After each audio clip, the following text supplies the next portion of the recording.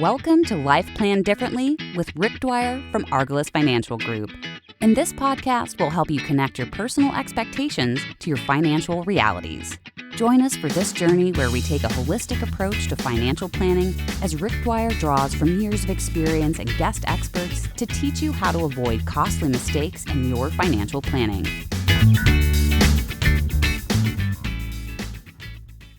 Welcome back to the Life Planned Differently podcast with Rick Dwyer of Argallus Financial Group. I'm Patrice Sikora. Rick, this time around, you have chosen a wide-ranging topic that can be summed up in one small word: taxes. So where do you want to start with this one? You know, Patrice, it's a small word, but it has huge implications. And it's really hard to figure out where to start. So one of the things I would like to start with, it is one of the few things that most people are going to be impacted with, regardless of how much money they make. Okay. So if you're making 50,000, 100,000, 500,000, $1 million a year or more, you're going to probably be impacted to some extent by income taxes. And what most people, if you were to ask them, are you paying too much in taxes? The vast majority of people are going to say, yeah, I pay way too much in taxes. The reality is today we are at some of the lowest tax rates we've ever been in. And that's not anticipated to last very long. All someone has to do is go to debtclock.org, look at the current national debt and our total unfunded liabilities. And as of today, which is August 19th of 2020, we have a national debt that's approaching $26.5 trillion. And we have unfunded liabilities over $152 trillion. And to just put that in perspective real quick for you, Patrice, you know, people say 1 million, 1 billion, 1 trillion. They all sound alike. They kind of rhyme together, but they are vastly different numbers. And I'll just give you a quick example. If you were to spend $1 every second of every minute of every hour of every day, it would only take you a little over 11 and a half days to spend $1 million. Okay. So it doesn't seem like a long time. So how long do you think it's going to take you to spend $1 trillion if you only had 11 and a half days to spend $1 million? Geez, you're jumping over the billions there, so I don't know. I know I ask that question a lot, especially when I'm doing seminars, and I'll get all sorts of answers. But here's the answer. It's 31,200 years. Wow, you're kidding. No. So obviously a trillion is 1,000 billion. So it would be 32 years to spend $1 billion. Wow. So think about that. You go from 11 and a half days to 32 years to 32,000 years. That's how big a trillion is. It is a massive number, and it's hard to wrap your head around. And that's why I like using that little analogy of spending $1 a second. So I've literally had people come back to me and say, well, gee, Rick, you're only spending $1 a second. I'll say, okay, let's spend 100. And in that case, you'd spend $1 trillion in 320 years. The country isn't 320 years old, and that's for 1 trillion. Yeah. So it is just a staggering amount of money. And what I want people to think about is how much debt we have currently, how much more we're expected to keep adding. And the government does not manufacture anything. They don't sell anything. They collect. And the only thing they collect is taxes. So when they need more money, that's where they get it. Now, you can do two things to raise money in the government. You can cut expenses and you can raise taxes. Well, there's not much left to cut.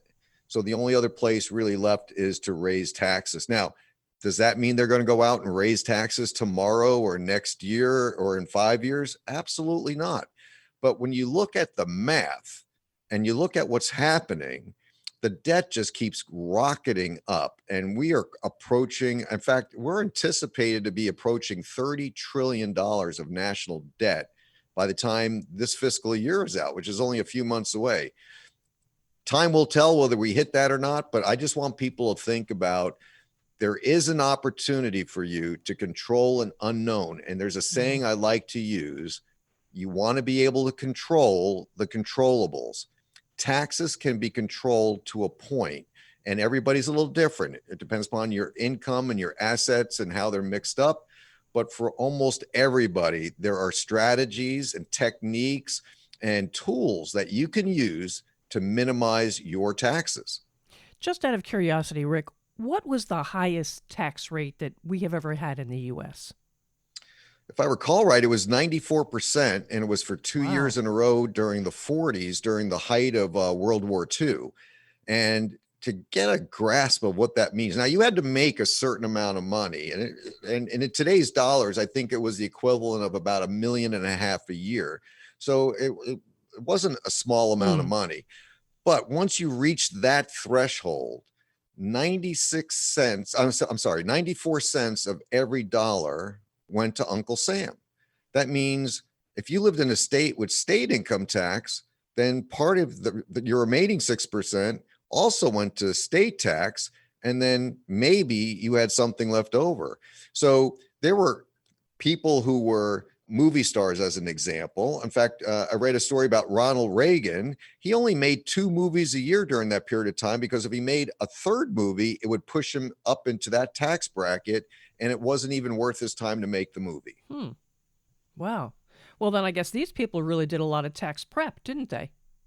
Well, they sure knew where the tax rates were. They knew what they were making, and they knew the implication of making any more. And that's really what we want to help people with.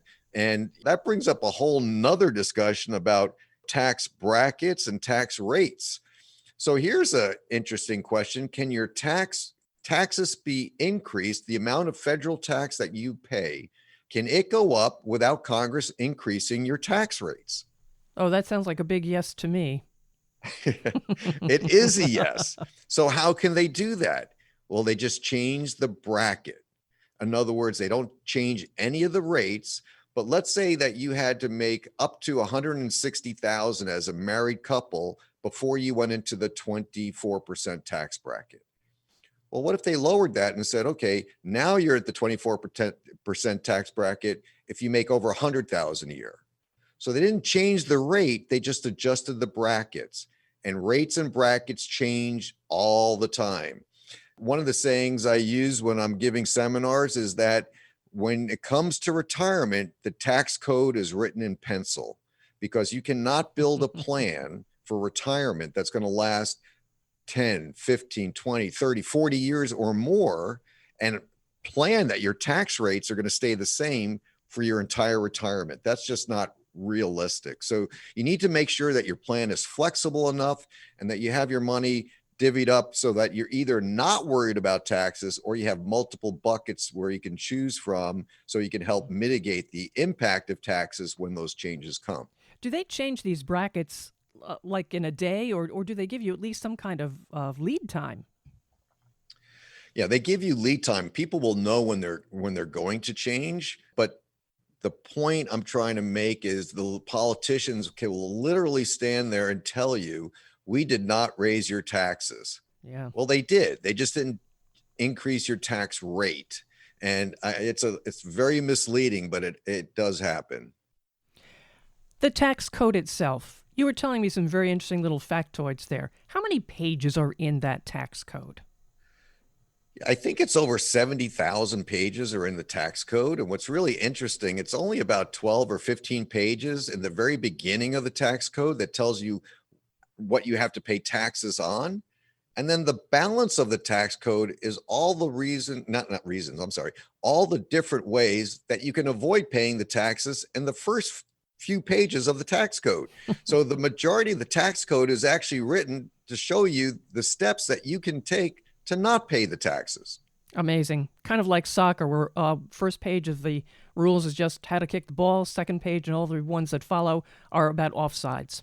Exactly. Yeah. So when people think about the tax code, they think that that's 70,000 pages and volumes of books on how they're going to get your money. That's not really how it works. It's a few pages that tell you what you have to pay taxes on, and everything else is what you can do to not pay taxes. So it's kind of like you're playing a game. And if you know the rules to the game, you'll probably do reasonably well. But what if you were to play against someone who not only knew the rules, but they were a champion at that particular game, and you didn't know the rules at all? Do you think you'd be at a disadvantage? Wow. How do you find these people? Well, they're out there. And our particular company, we work on a team-based approach where we work with tax attorneys, not CPAs, and specialists in a host of different areas. And our goal is to help people dramatically reduce their taxes. In fact, we will actually go out on a limb and we will tell people and show them in writing. We will, and once again, I just want to throw the caveat that this is dependent upon, the individual circumstances, but for the right person, we'll do a tax plan for them, and we will guarantee that they will at least get their money back. And if they're a business owner, double their money back for the tax plan, or we'll refund their money 100%. All right. Now, you've got a note here, pros and cons of qualified plans. First of all, what is a qualified plan? So a qualified plan is something that the government has set aside to enable people to save and start building up for their retirement. And they include IRAs, Roth accounts, 401ks, 403bs, 457s, thrift savings plans. They have defined contribution plans, defined benefit plans, profit sharing plans. These are all qualified plans where effectively you're taking money out of your paycheck and putting it into one of these plans, and therefore you get to not have to pay tax on them. But that tax is not a tax savings. You're deferring your taxes to sometime in the future. So most of the people that are working today, that's how they're building and saving for retirement. They're taking a deduction, they're putting it into a qualified plan, such as an IRA or 401k, which are the two largest ways of doing it. And then they're getting a deferral, so they're not paying tax on the money they're putting away. And then down the road, when they take money out for retirement, then they'll pay the tax at that point. So that sounds like a pro, right? You get to take a tax deduction, so you save money today, and then you let that money grow tax deferred. And then eventually, when you're ready to take the money out, that's when you pay the tax. Sounds like a great deal, right? It does. My hand is up. Okay, so let's talk about a few issues. Uh-oh. So here's issue number one. If you're contributing to a company-sponsored plan, such as a 401k or any plan that's giving you a match, well, you should definitely contribute up to the match because that is 100% gain on the money that you've put in. So in other words, if there's a 3% match, and let's just say you're making $100,000 and you put $3,000 in, they're going to give you $3,000 on the match, and therefore you have $6,000 total sitting in your account. You just made 100% on your money. Now, what happens in the future, that's another story, and we can save that for another webinar or a podcast. However, you made 100% on your money. That's a great deal. There's not any place I know of where you could put your money in and immediately get 100% gain that's growing tax deferred. So that's a good thing. Let's look at the opposite side. There are plenty of people that are currently contributing to 401ks and IRAs and other retirement vehicles where there is no match. So they're putting their money in, and now they're deferring it to the future. When we say deferring, they're not only deferring the tax, they're also deferring the future tax rate. Now, I just mentioned earlier what our national debt and what our unfunded liabilities are. So let's just say you're in your 30s, 40s, and even 20s. Do you want to bet that 30 or 20, 30, 40 years down the road when you ultimately retire, that tax rates are going to be lower than where they are today, which are already at historic lows? Do you think there's a chance that they may go up? Well, if that's the case, that means you're actually deferring your money to a higher tax bracket. Because a lot of people think that in the future, when they retire, they'll actually be in a lower tax bracket. Well, for many of the people that we work with, they want to maintain the lifestyle that they've enjoyed while they were working. So quite a few of them are in either the same tax bracket or maybe one tax bracket below. But that magical big tax savings normally doesn't occur just because you think you're going to be in a lower tax bracket. Mm-hmm. And by the way, when people retire, they usually use that time to do all of the things that they wanted to do when they were working, but didn't have the time. So now they're out and they're traveling, they're seeing the grandkids, they're taking part in hobbies, whether it's ballroom dancing or woodworking or whatever it might be.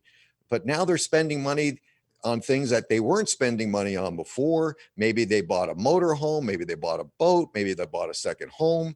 The point being is that just because you're retired doesn't mean that your lifestyle is going to change that much, or more importantly, that you want it to change that much. You might want it to stay exactly the way it is and just keep enjoying your life the way you were, except now instead of going to work, you're just doing whatever you feel like doing because you've earned it. Right. But now jumping back again, if there's no match, is this a good idea, a good plan? So that's a great question. So what I like to ask people is, let's say you're in your 30s, 40s, and you're working at a job and you're contributing to your 401k. Let's look at a couple scenarios. One, are you in your lowest or lower income earning potential at that point, or are you at your maximum income at that point? Well, you're in your 20s, you're starting to ramp up. You're starting to ramp up, and even in your 30s and probably even in your 40s, you haven't maximized your income potential. So you're going to be earning more and more money as you go on. So you're going to be going into higher and higher tax brackets. So in the earlier years, a lot of people are contributing money to get a tax deduction, and yet they're probably, in most cases, a lot of them are getting refunds when they file their taxes in excess of the tax savings they got from making the contribution. In other words, they could have just taken the money, put it into savings, and had no deduction, and could have put it into a Roth account, and it could have been growing tax deferred and taken their money out tax-free in retirement and never worried about the taxes. Now, if they're in their earlier, especially in their earlier years, they are deferring what could effectively be a no tax event for saving for retirement to an unknown future tax expense that they have absolutely no control over. I see. Then it sounds to me like you need to look at where you are in life and in your earnings and look at the plans based on that. You need to do that. And you also have to have a plan in place so that you can kind of determine where you want to go, where you are, and then you can map out how you're going to get there. And sometimes participating in your qualified plan, if it's got a match, makes perfect sense. In most cases, not in all, but in most cases, contributing to a qualified plan without a match doesn't make a lot of sense. But once again, there is no blanket answer. It just depends upon your circumstances, your situation. And quite frankly, one of the benefits of a qualified plan at work is that people get a payroll deduction. So they're not thinking about the money coming out of their pay. They just see it growing every week. And that kind of structured environment is very beneficial to a lot of people. So from an overall wealth building strategy, maybe it's not perfect for them, but it may be the most beneficial way for them to build wealth, because if they were to get it themselves directly, they may never spend it. So there is a lot to be said for a structured program, because some people need that type of discipline. Well, once you get closer to retirement, that structure I'm thinking would become even more important. And then you retire. What about taxes and structure and having a good time with what's left of your life? So in a perfect world, we'd want our clients to be living a tax-free income, but that's not always possible, because most people, and depending upon who they work for, and with few exceptions, will be collecting Social Security. Well, if you're married and your Social Security, I think it's $44,000. If you're making income over that, well, then your income is subject, or your Social Security income is subject to be taxed up to 85% of that amount. So in other words, if you were making let's just say 40,000 of Social Security income, and you had no other income coming in, you're probably not going to pay, or you'll pay a little bit of tax because you'll still be at the 50% bracket, which means 20,000 of your 40,000 would be subject to tax and 20,000 would be tax free. But if you had no income coming in at all, then or no additional income, then you wouldn't have any tax coming out of your Social Security. So quite a few people in our country that have no reportable income actually don't pay any tax on their Social Security. And here's the interesting thing. You don't have to be broke to be making no reportable income. There are a lot of strategies we help our clients put in place where they could be making 100, 200, 300 or more. And when I'm saying 100, I'm talking about 100,000, 200,000, 300,000 and more per year with no reportable income. That's one of the tax strategies that we like to utilize. So there are tools, there are strategies and techniques to get people positioned to where they can minimize the impact on of taxes in their retirement, as well as hopefully getting them to a tax-free position to where they pay no tax. Well, I'm glad to hear that you've got them with some other income there, because living on Social Security, I'm in the Northeast, and $40,000 is not going to give you a lifestyle I think you thought you were going to have. No, but if you could report 40,000 and never pay any tax on it because you didn't have any other income coming in, and you had the rest of your money came in was non-reportable and you didn't pay tax on it, then that would be a great life to have. Yes, it would. What about taxes for business owners? They work for themselves. They're not working for an employer. Tell me about that. Yeah, I think we're going to wind up doing an entirely different webinar or podcast on business owners because they have some other unique challenges that they're facing. But there are some things that business owners can do to help not only minimize their taxes today, but their taxes in the future as well. So I think I'm going to reserve that for a future podcast, and maybe we'll do that on our next podcast. That sounds like a plan. Sounds like a very good plan. And I just want to go back to another point that you made earlier. We were talking about tax prep versus tax planning. When you go into your accountant, your whoever's doing your taxes, I would assume, here, this is all my information. You're going to help me save on my taxes, right? Yeah, I think that's a bit of a misunderstanding. So when you bring your documentation to your tax preparer, whether it's an enrolled agent or an H&R Block or even a CPA, in most cases, they're going to take that information, they're going to run it through some very sophisticated software, and it's going to put the right numbers in the right boxes, make sure all the correct boxes are checked off, and they're going to prepare your return. And at the end, it's going to come up with what is your adjusted gross income, what were your deductions against the income sources that you had, and what is the final amount that you owe in taxes. Now, some people, when they see that final number, get a little bit of sticker shock, and they said, why am I paying so much? And then the preparer may come back and say, well, you could make a contribution to your IRA, or maybe you can prepay some expenses for next year if you're a business owner, or you can go out and buy some equipment. But a lot of these things had to be done by December 31st, and some of them had to be done by April 15th or whatever your tax filing date is. So they're really being reactive and not proactive. So to me, that's tax prep. Tax planning, on the other hand, is looking at what are we going to do throughout the year, and then manage that throughout the year so that we're minimizing what you're going to ultimately pay in tax, which is tax planning versus tax prep. Got it. Rick, if listeners have questions, how can they reach you? Well, there's the two best ways to reach us are, number one, our office is area code 904-800-7299. And then they can also get information on our website, which is Argallus, ARGALLUS.com. Great information, Rick. Tax rates and brackets.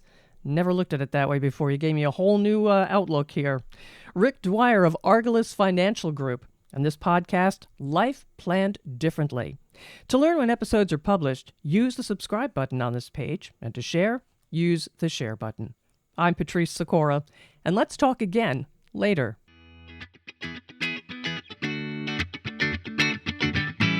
Thank you for listening to the Life Plan Differently podcast. Click the subscribe button below to be notified when new episodes become available. The information covered and posted represents the views and opinions of the guest and does not necessarily represent the views or opinions of Argallus Financial Group, Inc. or Capital Management Services, Inc. The content has been made available for informational and educational purposes only. The content is not intended to be a substitute for professional investing advice. Always seek the advice of your financial advisor or other qualified financial service providers with any questions you may have regarding your investment planning.